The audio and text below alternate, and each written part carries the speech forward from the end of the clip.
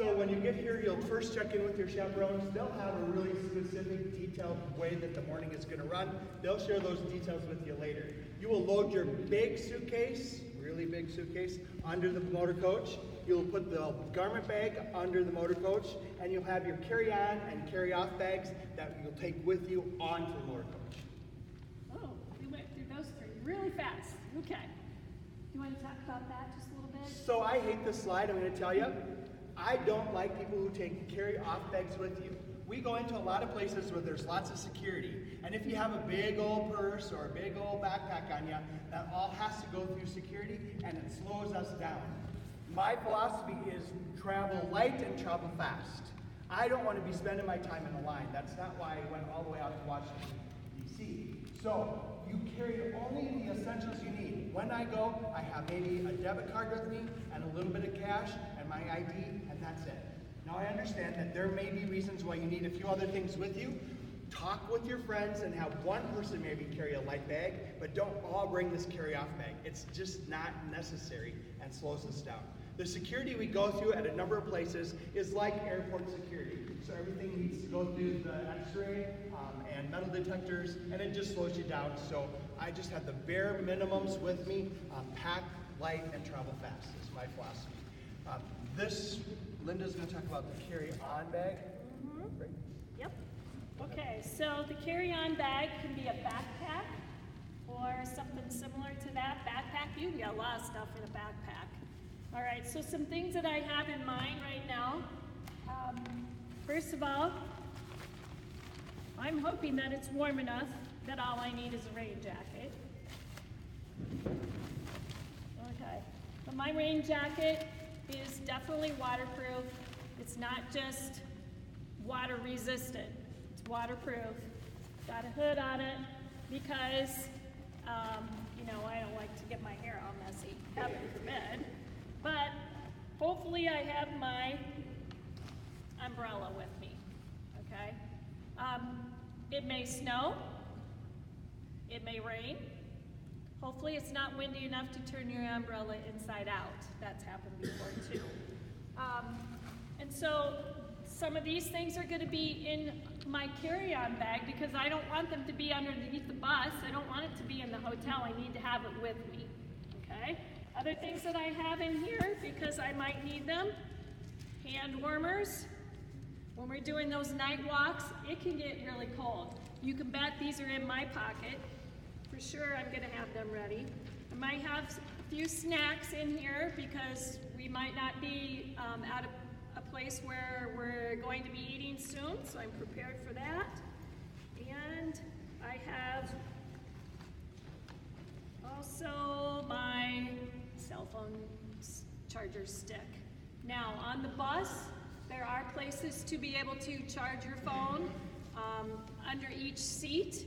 We just can't have that happening for everybody all the time. So we'll say this side of the bus, you charge now, and then you on that side, okay?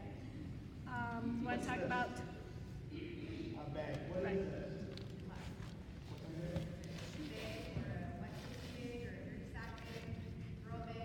A barf bag. This is required of all of you. You must have this. Because if you are motion sick and not feeling well, this is the first thing you grab. I would rather have you throw up in here, zip it, and throw it away, as opposed to throwing up all over the seat in front of you. So this is mandatory. It also works well for those other things, and so I bring several of them. I always pack multiple ones, but this is essential. Also, the things that you're going to have on this carry-on bag are going to be things that you will want to have access to at all times. That big suitcase that's under the bus, you are not going to see that during the day. You will not see that till we check into the hotel. So do not put your medication in that big suitcase. That goes in your carry-on bag. Don't put things that you're going to have during the day in that big suitcase. That goes in your carry-on bag. Is that clear? Make sense? Also, it might rain. I always pack 1 or 2 pairs of dry socks in my carry-on bag, so that if we're out and about and my shoes and socks get all wet, at least I can put on a dry pair of socks. I also put deodorant in there. not gonna be a huge issue for us probably getting all sweaty when it's hot outside. That'd be great if it was, but probably aren't gonna have to deal with that, but I would have those things. I always have a toothbrush in mind. Also, when we come back, we're gonna sleep on the bus on the way home. You're gonna put your sleeping clothes, sweatshirts or pajamas or whatever you're gonna wear, you're gonna put those in that bag so that again, it's gonna be on the motor coach with you. So the things you need with you at all times need to be, now I don't care what's in that bag underneath, there's no excuse for us, we will not stop and get anything out. It's just how it is, we can't. For legal reasons and for safety reasons, we just will not do that. So if you need it, like your money, you better have it in your carry-out bag. Okay, we talked about packing your lunch on that first day and anything in it. So this style of cooler works really well. It's got a hard shell, and so it can double as like a, kind of like a, not a footstool, but a footrest. Gives you a little bit more flexibility when you're traveling for a long time.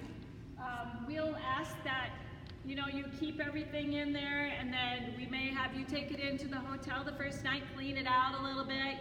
Apple core in there after 3 days doesn't smell too good anymore.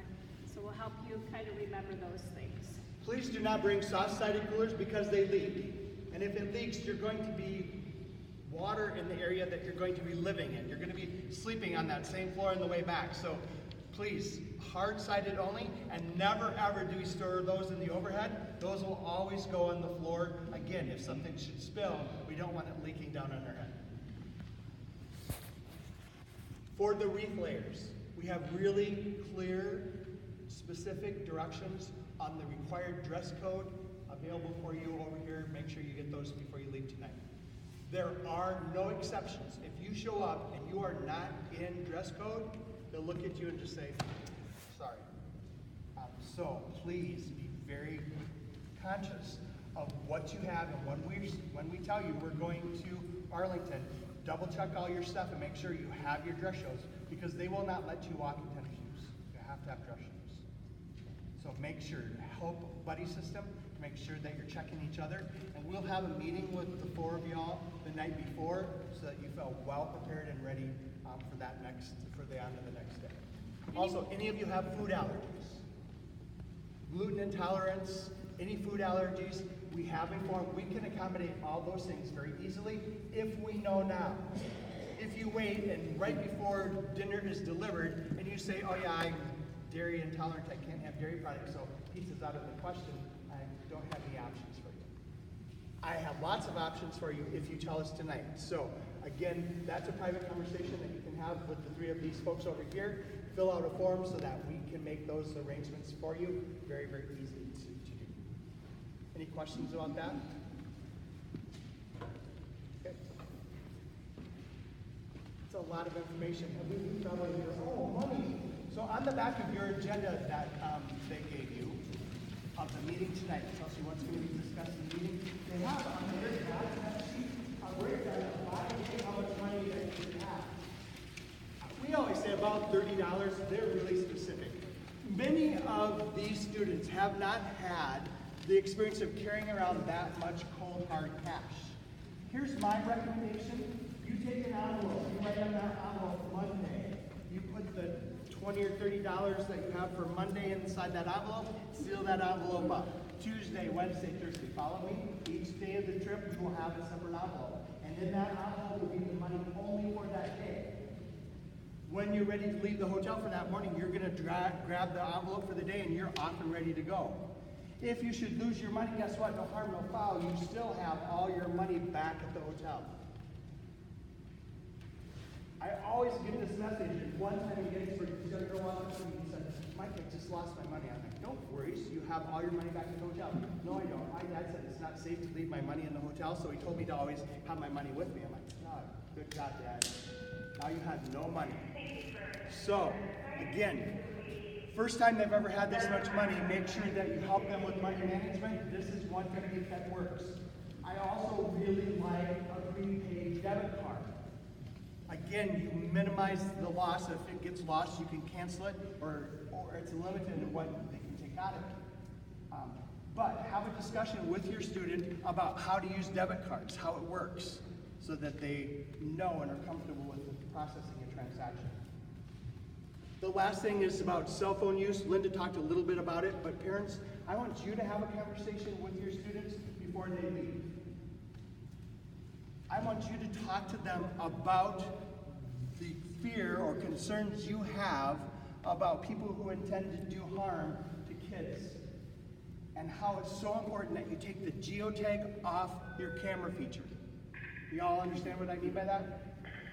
When you take a photo, it will give the GPS coordinates of that photo if you don't turn it off. There's a school close by called Fillmore Central, right? Some boys at Fillmore Central a couple years ago were at this location, and they thought it would be cool to take a picture in an area that's restricted that says, "Do not cross this line." So they crossed the line, took a picture, isn't that cool? Put it on Facebook, and guess what? In less than 20 minutes, the National Park Service called the school and said, "You get that photo down or else we will prosecute."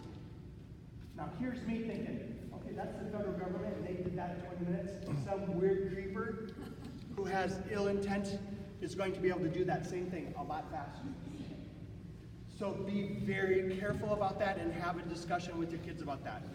Also, you will always be in a group of 4, at least, minimum of a group of 4. No exceptions. 4 is important because 4 keeps you safe. If you're in a group other than 4, you then become prime target for a victim of crime. So parents, have a discussion with your kids on how important it is that you follow this rule. Also, we give them free time. Students, close your ears. It's really not. They make some choice about where they want to go and what they want to do, but we give them parameters. You have these 3 mediums to choose from. You must stay within this area. They will have our phone numbers at all time. And so at any time, students, you need to get a hold of us. We're here. We got your back. At a phone call away, we'll be there to rescue you. Also, we use Remind. Remind is a text service that we push out information or notifications to all the people on the trip, so that we remind you that we're meeting at Air and Space at 3:30. And maybe take a picture of the landmark so that you can see what it looks like. So those are the things that we do to keep your students safe.